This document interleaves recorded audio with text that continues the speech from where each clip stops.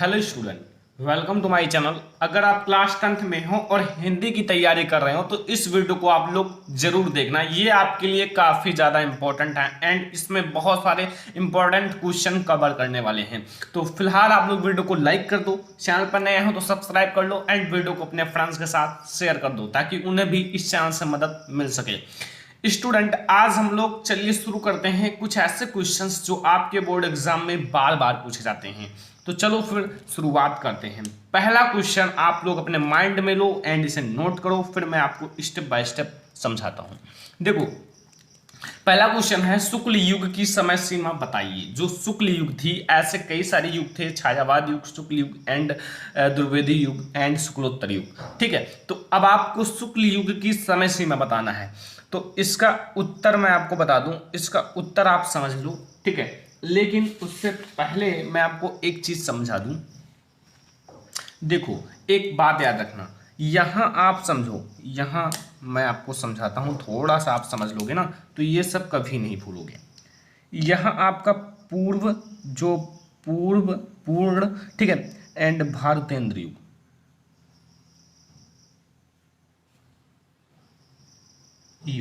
Okay. And ये first है, मैं आपको थोड़ा युग समझा देता हूं कब से कब तक था। एंड भारतेंद्र युग, भारतेंद्र युग। एंड यहां थर्ड आप लोग समझ लो द्विवेदी युग। थोड़ा इतना याद रखना क्योंकि ये सारी चीजें बार बार पूछी जाती हैं। ओके, द्विवेदी युग। एंड नंबर 4 आप लोग याद रखना शुक्ल युग,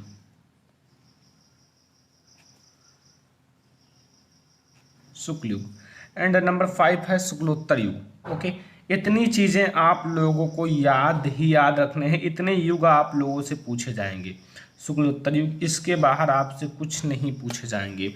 इन सब की समय सीमा समझ लो। 13वीं व 14वीं शताब्दी से, यहाँ आप 13वीं लिख लो या फिर आप इसे 14वीं भी कह सकते हो। एंड शताब्दी, शताब्दी से 1850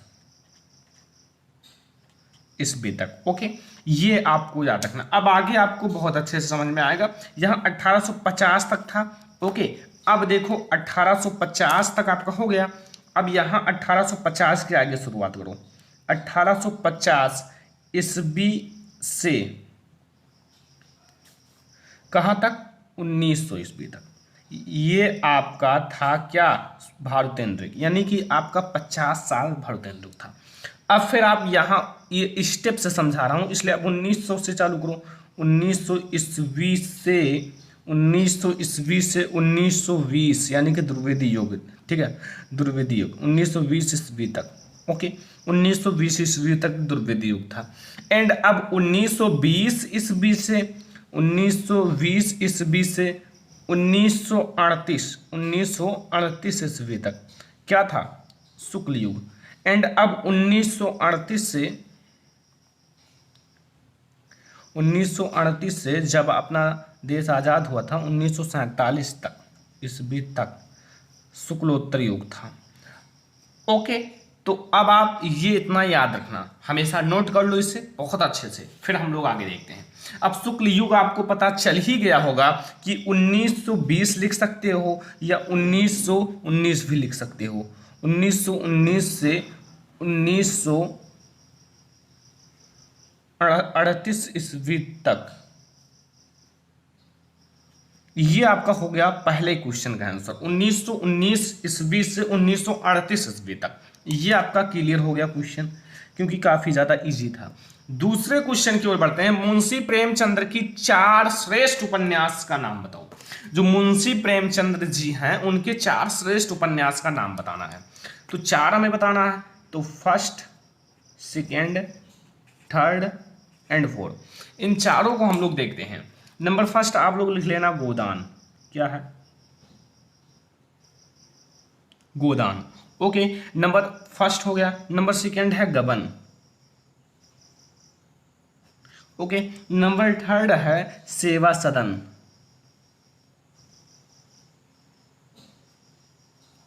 और नंबर 4 है निर्मला। ये आपके 4 उपन्यास हैं जो मुंशी प्रेमचंद्र जी की हैं और काफी फेमस उपन्यास हैं। ओके, तो ये भी आपको समझ में आ गया। फर्स्ट जो क्वेश्चन था एंड सेकंड, मुंशी प्रेमचंद्र जी के 4 उपन्यास के नाम आपको सब याद हो गए होंगे। पहला है गोदान, दूसरा है गबन, तीसरा है सेवा सदन, चौथा है निर्मला। कोई दिक्कत नहीं होगा इन 2 क्वेश्चंस में। अब आइए थर्ड नंबर क्वेश्चन, तीसरा है हिंदी के प्रमुख संस्मरण लेखकों का नाम लिखिए। हिंदी के जो प्रमुख संस्मरण लेखक हैं उनका नाम लिखना है। ओके, तो हिंदी के जो प्रमुख संस्मरण लेखक हैं उनका नाम है, नंबर फर्स्ट आप लोग समझ लो इसका उत्तर, नंबर फर्स्ट आप लोग समझ लो संस्मरण लेखक है ना, तो पदम सिंह शर्मा।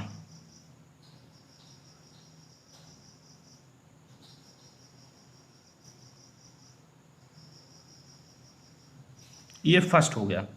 2 मैं आपको बता देता हूँ, 2 बहुत है, ठीक है। एंड ये फर्स्ट हो गया। सेकंड है आपका इसी को बता देते हैं,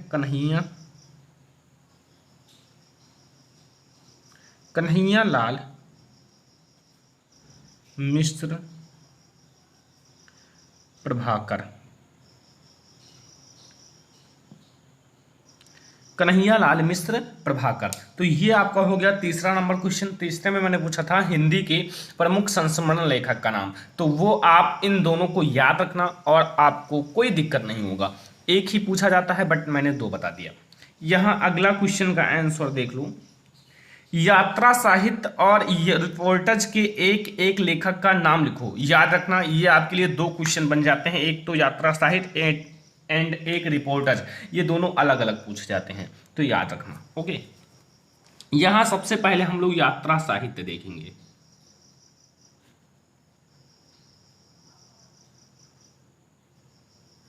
साहित्य, ओके, ता नीचे लगा दिया है।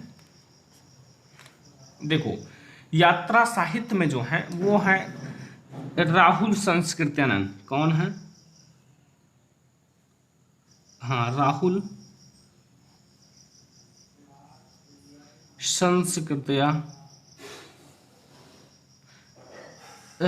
संस्कृत्यानंद, ये आपके हैं यात्रा साहित्य। और समझ लो एक और है देवेंद्र सत्यार्थी। कौन है? देवेंद्र सत्यार्थी। ओके, ये आपको समझ में आया? कोई दिक्कत नहीं है?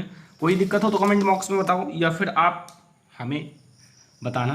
ओके, ये आप लोग थोड़ा याद रखना, मैं अलग कर देता हूँ इसको। ओके, अब देखो सेकंड नंबर देखो। सेकंड, ये तो फर्स्ट हो गया। सेकंड आपसे पूछा गया है कौन से लेखक, यहाँ रिपोर्टज लेखक, रिपोर्टज लेखक। तो रिपोर्टज लेखक भी बता देते हैं, क्या दिक्कत है? आप लोगों को याद करना है, याद करो अच्छे से क्योंकि अभी आपके पास बहुत ज़्यादा समय है। अगर आप याद करो तो विष्णु प्रभाकर। कौन है? विष्णु प्रभाकर। एंड आप एक और याद रखना, प्रभाकर माचवे। कौन है? प्रभाकर माचवे। ओके, क्या दिक्कत है? कोई नहीं। यहां से आप ये याद कर सकते हो कि यात्रा साहित्य लेखक मैंने 2 बता दिए एंड रिपोर्टज लेखक 2 बता दिए। अब 2 आप याद कर लोगे। अगर 1 पूछा जाएगा तो 1 लिख देना, 2 पूछा जाएगा 2, कभी 3 नहीं पूछा जाता आपसे, 1 या 2। ओके, या फिर कह देगा रिपोर्टज लेखक का नाम लिखो, तो फिर आप जितना अच्छा है उतना लिखो, बट 1 या 2। हिंदी के 2 एकांकीकार हैं, उनके एकांकी का नाम, मतलब हिंदी के 2 एकांकीकार का नाम बताना है और उनका नाम। तो फर्स्ट सेकंड, फर्स्ट समझो, फर्स्ट हैं जो कि इनके जनक माने जाते हैं डॉक्टर राम कुमार वर्मा। ठीक है, डॉक्टर राम कुमार वर्मा।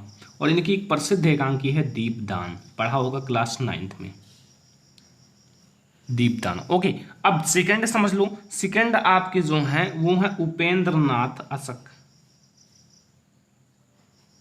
उपेंद्र नाथ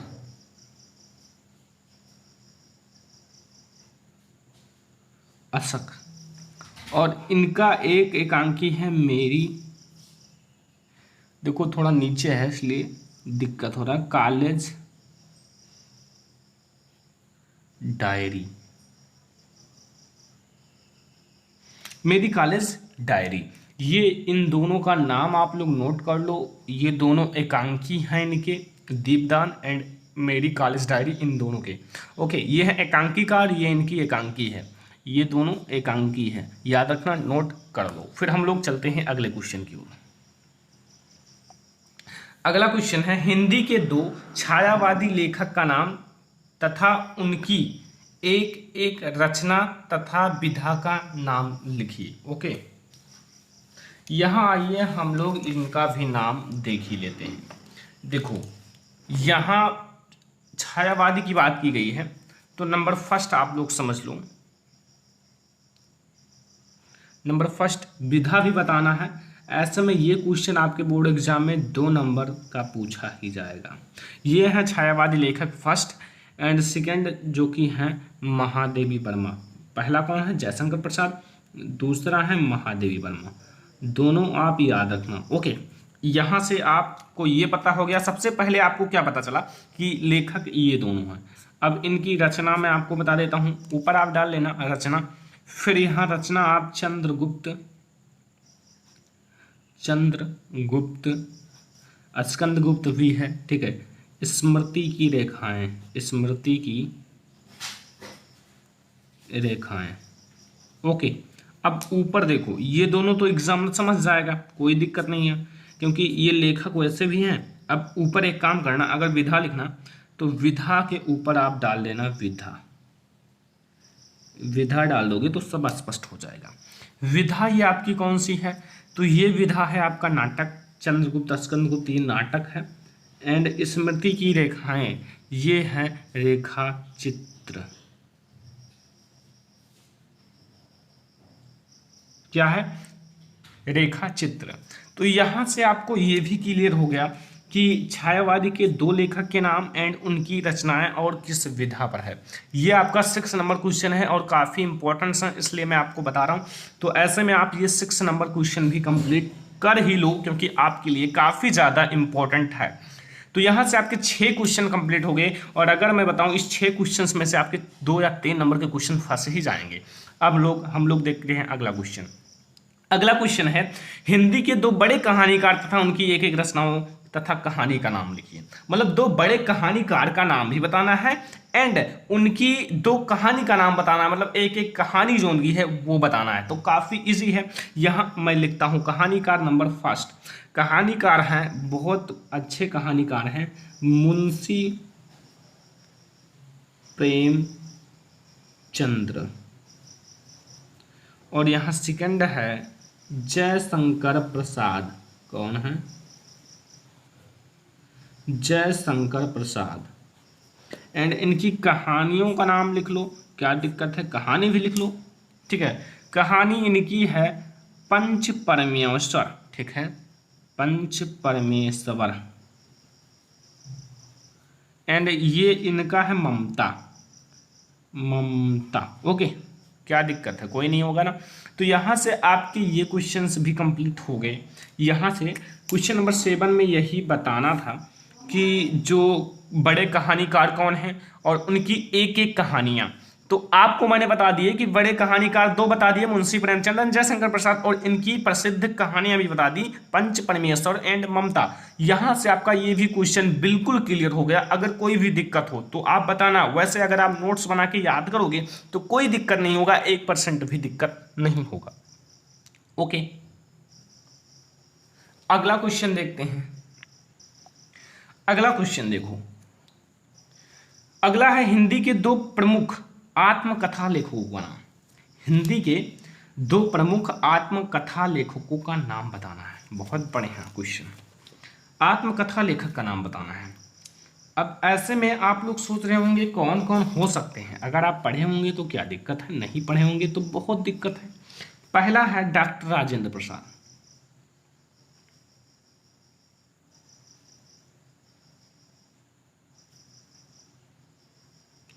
डॉक्टर राजेंद्र प्रसाद। दूसरा है बाबू गुलाब राय,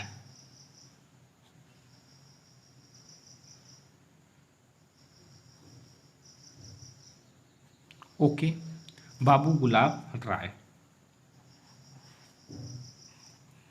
ये आपका दोनों याद रखना काफ़ी इम्पोर्टेंट है, ओके, आपके लिए। बट इनसे ज़्यादा इम्पोर्टेंट जो ऊपर वाले क्वेश्चन हैं वो हैं, ठीक है।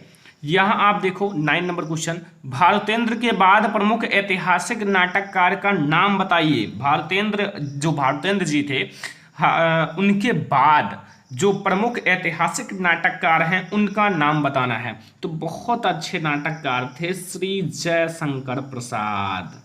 कौन है? श्री जयशंकर प्रसाद। याद कर लो, याद ना हो रहा हो नोट कर लो, ठीक है। ये दोनों में से एक काम कर सकते हो। यहां से आपका 9 नंबर क्वेश्चन हो गया है कंप्लीट, तो आप लोग काफी ज्यादा होंगे खुश। अब हम लोग देखते हैं अगला क्वेश्चन। अगला है, कलम का सिपाही किस साहित्यकार की जीवनी है? कलम का सिपाही जो है ना वो किस साहित्यकार की जीवनी है? तो यहाँ आप लोग लिख लो, कलम का सिपाही किस साहित्यकार की जीवनी है? तो ये है कहानीकार मुंशी प्रेमचंद्र जी की।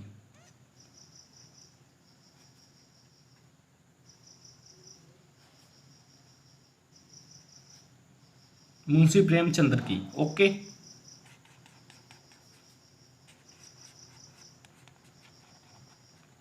तो ये क्वेश्चंस भी आपको समझ में आ गए होंगे। ये सारे जो थे ना, ये थे आपके गद्य साहित्य का महत्वपूर्ण इतिहास, ठीक है। पद्य साहित्य का महत्वपूर्ण इतिहास भी पूछा जाता है। तो इस वीडियो में हम लोग केवल गद्य साहित्य का जितने भी मोस्ट इंपोर्टेंट थे वो देख लिए। अब पद्य साहित्य का हम लोग अगले वीडियो में देखेंगे, उसका इंतजार करना पड़ेगा केवल कल तक। तो वीडियो को लाइक कर दो, शेयर कर दो अपने फ्रेंड्स के साथ। चैनल पर नया हो तो सब्सक्राइब कर लेना, क्योंकि मैं आपको ऐसे ही वीडियो हमेशा देता रहता हूं। तो अपने फ्रेंड्स के साथ शेयर कर दो, चैनल पर नया सब्सक्राइब कर लो। एंड आप लोग क्या करो ना कि नोट बना लो हिंदी का। ये शुरुआत का क्वेश्चन है, ये सबसे पहले आपको नोट करना है, फिर मैं दूसरा वीडियो दूंगा उसे, फिर तीसरा उसे, ठीक है। ऐसे आप लोग नोट बना लो, ठीक है। Thank you.